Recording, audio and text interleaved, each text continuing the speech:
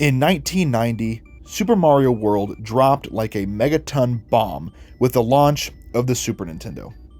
A pack-in title, a flagship sequel, and a follow-up to one of the most influential games ever, Super Mario Bros. 3. The pressure was immense.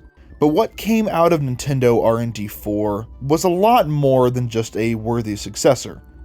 It was the blueprint, a masterclass, a game that didn't define a console generation alone, it defined what 2D platforming could be. And more than 30 years later, Super Mario World is still widely considered the pinnacle of 2D Mario games. Today, I wanted to dive deep into why I love this game so much, why everyone seems to love this game so much, why it has endured all of these years later, and why it still remains untouchable in so many ways. Before we get too deep, I did want to remind you to just like and subscribe if you enjoy this kind of content. There's never been a better time to join the community than now, with the Switch 2 just around the corner, and I kind of wanted to set the stage a little bit before we dove headfirst into this game. It's the early 1990s. Video games are entering a new era. The 8-bit era had peaked, and the Nintendo reigned supreme, and Mario Bros. 3 had pushed that hardware to the absolute edge of what it could do. And so what do you do after that? What comes next? Enter the Super Nintendo, and with it, Super Mario World. From day one, Super Mario World was a visual and sonic leap. It jumped, boosted forward in every regard. The colors were vibrant and they popped seemingly out of the screen. The music had depth and it changed whether or not what kind of area you were in or if you were riding Yoshi or whatever. The controls were tighter than ever. And for many, this was the first game that they played on that new console. And it wasn't just a game. It was essentially a statement of everything that can and could be done with this console. Let's talk Yoshi before we get any further. Yoshi at first might have seemed like a little gimmick, right? But you play even just a little bit past when he's first introduced, you realize that Yoshi transforms the way that you move, the way that you approach certain levels in certain areas, how you attacked, and how you explored this game. The idea had been floating around Nintendo since Mario Bros. 3, but since the Super Nintendo finally had the horsepower to bring him to life, there was never a better time than then. But he wasn't invincible, however. He wasn't a cheat code. He was integrated into the story and into this world, right? You're on these islands in this foreign land you've never been to before, and he's just kind of part of the wildlife. Bowser trapped him in his egg. So he wasn't like a superstar where you're just invincible from everything. No, he transformed how you played the game, and you had to be careful because he took a hit just like Mario could. He changed the flow of the game, but he never broke it, if that makes any sense. And the emotional bond that you ended up forming with each and every Yoshi, it was real. Losing Yoshi mid-jump, or losing him in a pit of lava, or getting hit and he runs off a cliff, it created a kind of panic that no power-up ever had. He wasn't a power-up, right? He was literally a character going on this adventure, helping you out with you. He wasn't a new mechanic in that sense. He was kind of a new feeling, and it kind of unlocked a new feeling in the player, in you. Now let's get into the core of what makes or breaks a 2D platformer: the level design. This is where Super Mario World earns its crown.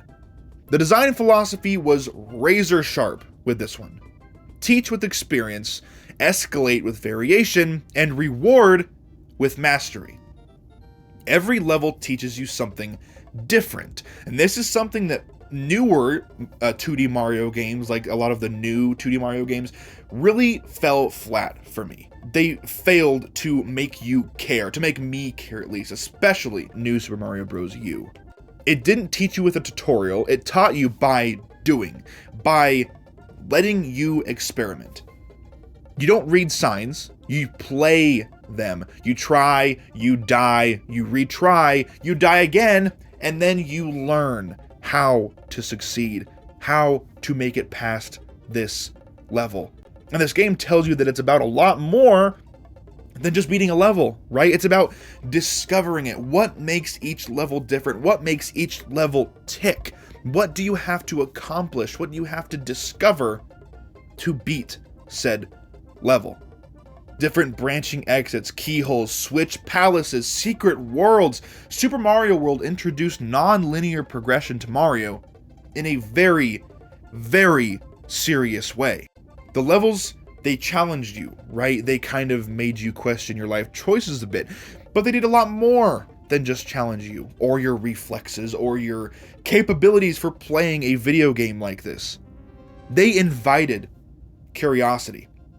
And as I was replaying this game for the seemingly a millionth time, I found things that I had never found before. And speaking of that progression, can we talk about the world map just for a second?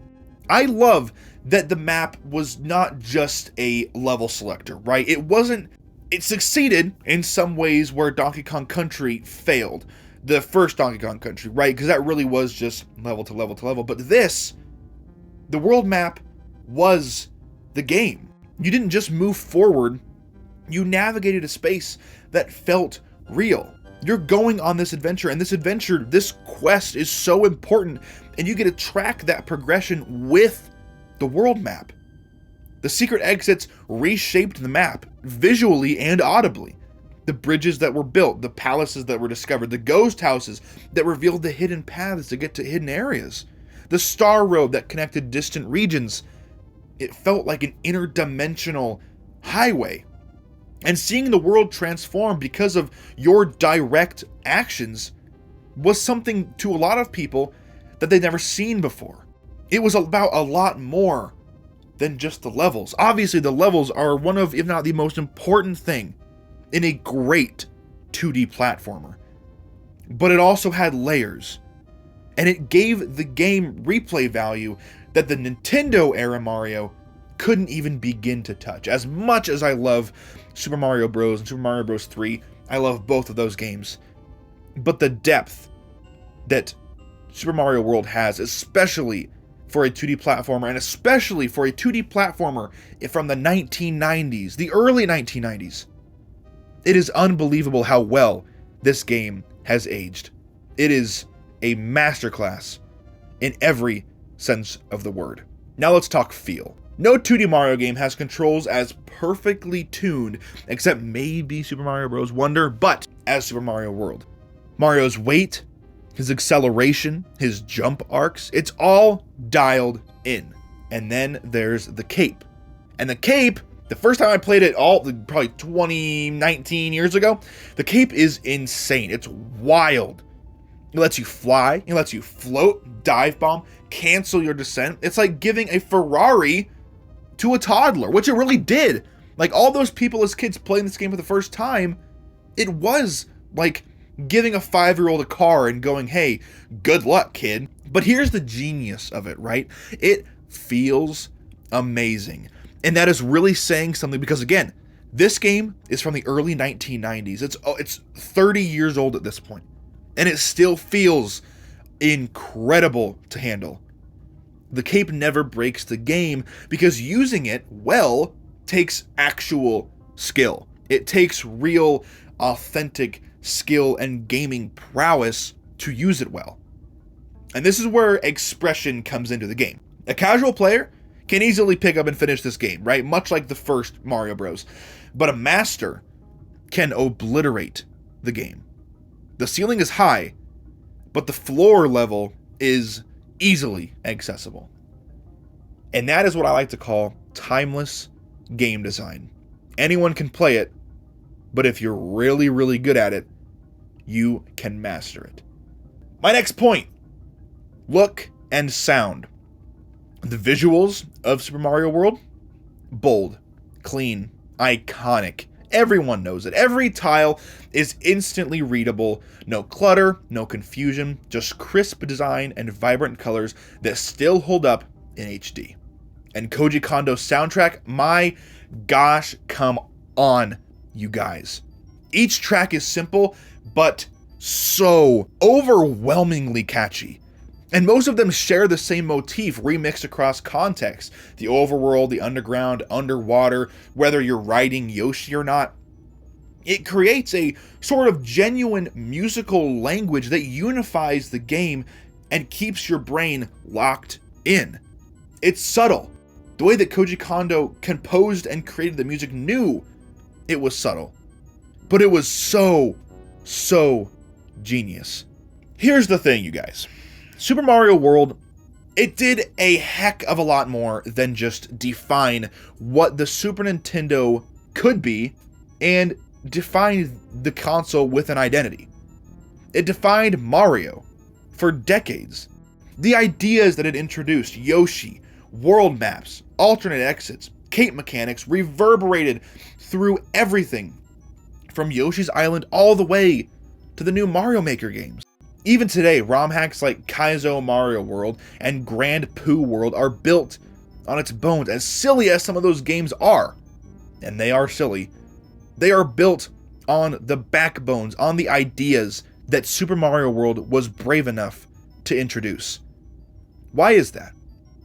It's because the engine is so dang solid. The movement is still the gold standard for precision platforming.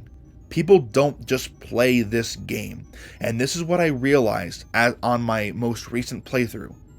They remix this game, they break this game, they push this game to its absolute limits. And that's not nostalgia talking. That is the immense respect talking that I have for this game. Let's be real for a sec. Super Mario Bros. 3 is amazing. I love the game, most people do. It's amazing, but at its core, it is, by definition, constrained by the hardware limitations of the NES. Mario Maker is a toolkit. New Super Mario Bros. Plays it very safe. Mario Wonder is creative and chaotic in the best way. But Super Mario World hits that perfect balance. With polish, with creativity, with mechanical depth, and with flow. It's not a bloated, overwhelming, messy game. It's not rushed. It's not trying to reinvent the wheel, although it does in certain aspects. It is the wheel. It's the only 2D Mario, to me, where everything truly clicks. Everything fits. And nothing feels forced to me at all. The story, and the characters, and the locations, and the world map, and the way that everything is integrated into the game just feels necessary and organic, and like everything was meant to be there from the very beginning of the development of this game. Games age, graphics fade, mechanics evolve, but some games are more than just coding, right? Super Mario World is a design clinic. It's a comfort food. It's a rite of passage. It's not just the best 2D Mario game to me, it is the definitive 2D Mario game. The bar every other platformer should try to be. And over 3 decades later, it's still standing tall. Ask anyone in my circle on Twitter, on Blue Sky, in my community tab, what their favorite 2D Mario is. I'd guess 70 or 80% of them will say Super Mario World. So if you haven't played this game in a while, or maybe ever, somehow, if you've never played Super Mario World, fire it up. Play with the cape, save Yoshi from a pit, unlock that secret exit, do whatever you want. Play the game how you want. Play this unforgettable gem of 2D platforming excellence. And remember why this game isn't just loved by us. Remember why it is truly, in every sense of the word, legendary.